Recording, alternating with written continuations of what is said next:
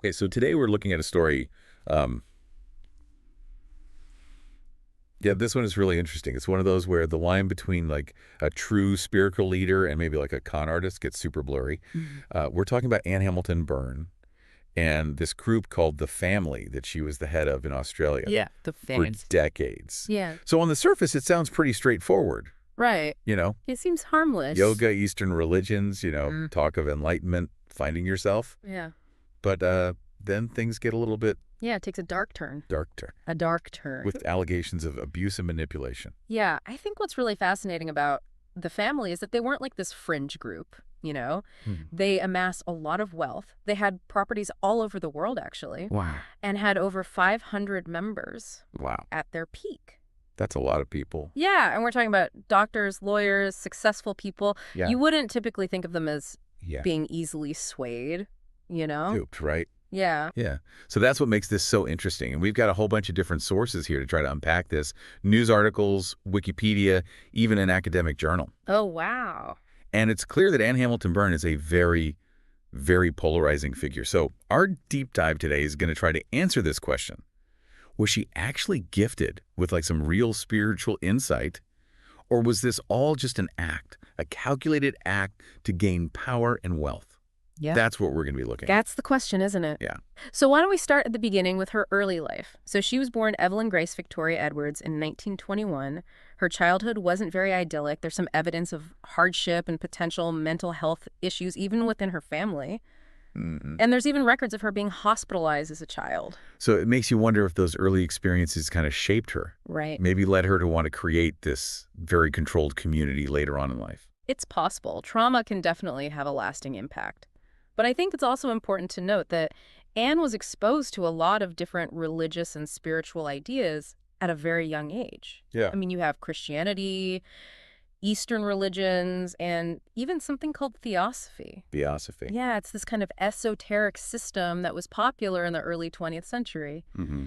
It explores hidden spiritual realities. So she was really immersed in this world Yeah, she was in deep from a young age. Yeah, and it seems like she was already teaching yoga and attracting followers in the 50s, even before the family was formally established. Oh, wow. So she was. I mean, she was kind of a natural at this, it sounds like. It seems that way. Yeah. Yeah, and then she meets this physicist, Dr. Raynor Johnson, in 1962.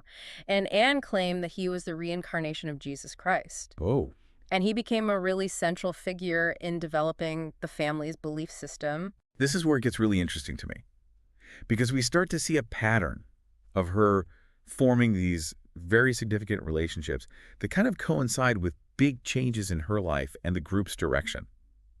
So first it was Raynor Johnson, and then it was Bill Byrne, who she married, and then he became her partner in leading the family. It's almost like she's strategically aligning herself with people who lend credibility to her claims and help her consolidate power. And we have to remember, this is the 1960s. It was a time of big social upheaval, and a lot of people were interested in alternative spirituality. So she was in the right place at the right time. Yeah, with the right message. Exactly. Yeah. She had this charisma and this blend of Eastern and Western beliefs that really resonated with people. So the family, they were also known as the Santinican Park Association or the Great White Brotherhood. They kind of officially emerged in the mid-1960s. So what were their core beliefs? Well, they drew from a lot of different traditions. So you have Christianity, Hinduism, and a lot of those Eastern mystical elements that we were talking about. But the thing that really hooked people was Anne's claim that she was the reincarnation of Jesus Christ. Wow. This wasn't just some abstract theological concept. It was the foundation of the group's identity. Yeah. And it was the source of Anne's authority.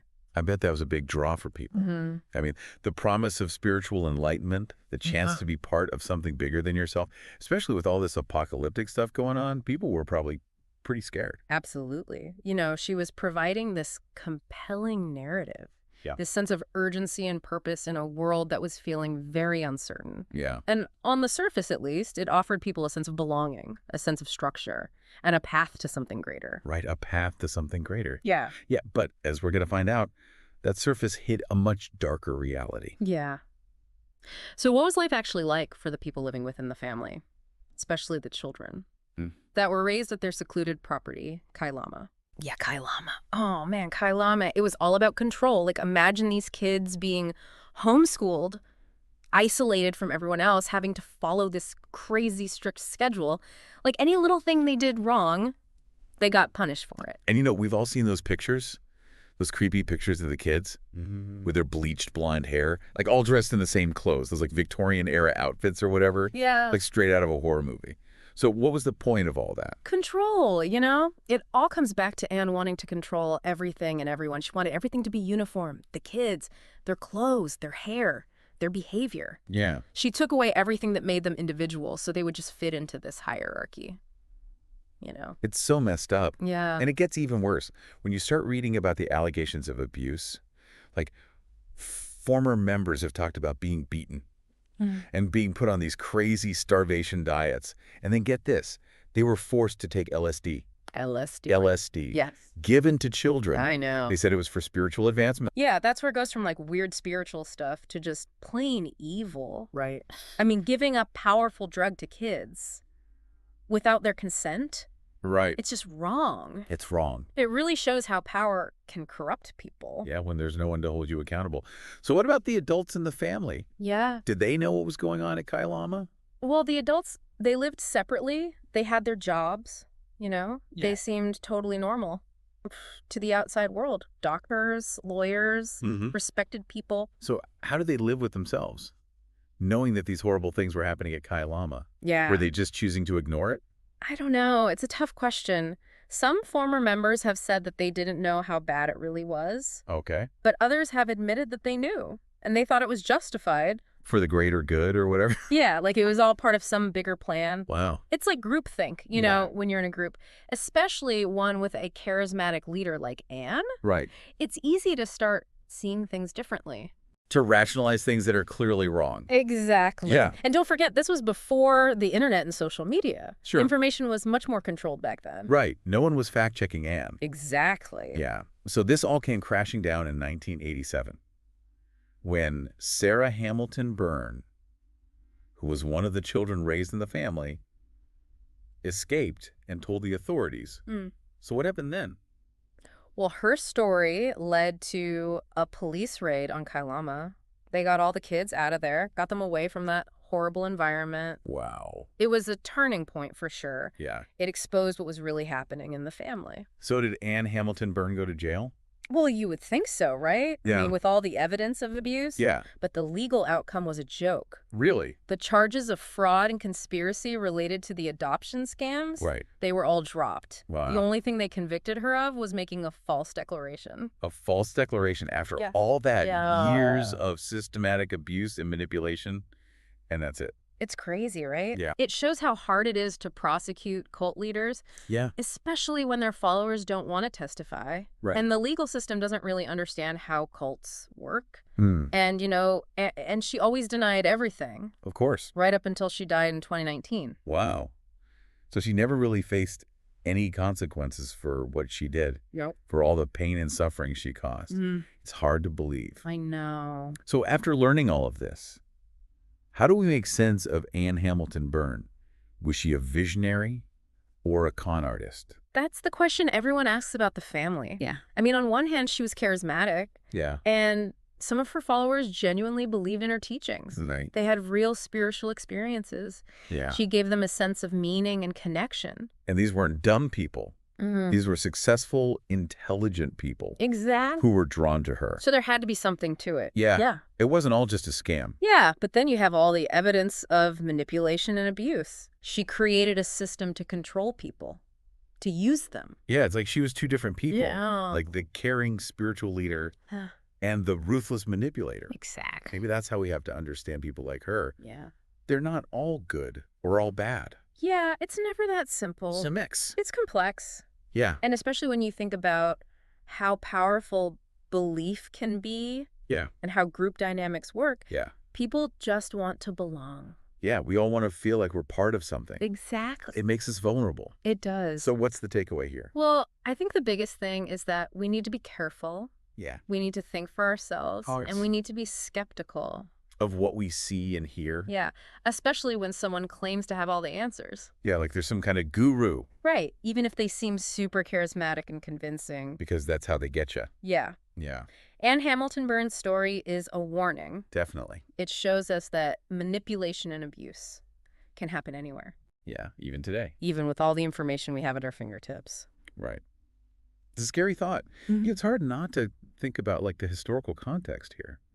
Like, the family was at its peak in, like, the 60s, 70s, 80s. Like, was there something about that time that made people more likely to get caught up in this kind of group? Yeah, that's a really good question. I mean, the 60s and 70s were crazy. Like, so much change happening. You had the Vietnam War, the civil rights movement. People were starting to distrust authority. And there was this huge interest in alternative spiritualities. Right, so people were looking for meaning. They wanted something to believe in, some kind of community outside of, like, the normal stuff. Exactly. And Anne Hamilton-Byrne came along with this perfect message: Eastern mysticism, apocalyptic warnings, the promise of, like, transforming yourself. Yeah. And don't forget, information wasn't as easy to come by back then. Right, no internet. Exactly. So it was much easier for her to control what people knew. To create her own narrative. Yeah. So do you think a group like the family could even exist today? I mean, we're so connected now. Information is everywhere. That's the big question, isn't it? I mean, well, on the one hand, you'd think it would be way harder now to operate in secret. With the internet and social media, people can fact-check things so easily. Yeah, but then you see all these conspiracy theories online. Right. And these echo chambers where people only see what they already believe. Exactly. Plus, there's so much misinformation out there. Yeah. So the ways of manipulating people might have changed, but people are still the same. Yeah, we still want the same thing. We want to belong. Yeah. We want a purpose. We want to feel safe. And people like Anne Hamilton-Byrne know how to exploit that. It doesn't matter what platform they're using. So it's like a reminder that we can't let our guard down. Right. We have to think critically about everything we see and hear. Yeah. And be suspicious of anyone who claims to have all the answers. Exactly. Even if they seem nice and trustworthy. Because that's how they get you. So Anne Hamilton-Byrne's story, it's a lesson in media literacy, critical thinking, and just being skeptical. It's a good reminder. Especially when you come across someone who seems like a guru. Absolutely. So this deep dive, it's been a wild ride. We've looked at this woman who was both charming and cruel. She inspired people, but she also hurt them. And her story still fascinates us. Yeah. And disturbs us. Yeah, it makes you think. It does. About how the search for meaning can be dangerous. Yeah. And how the line between a visionary and a con artist can be so hard to see. So what do you think? Was Anne Hamilton-Byrne a grifter? Or was she gifted? We want to hear from you. Share your thoughts online. And remember, in a world where everyone's trying to get your attention, critical thinking is your best defense. Until next time, stay curious and keep diving deep.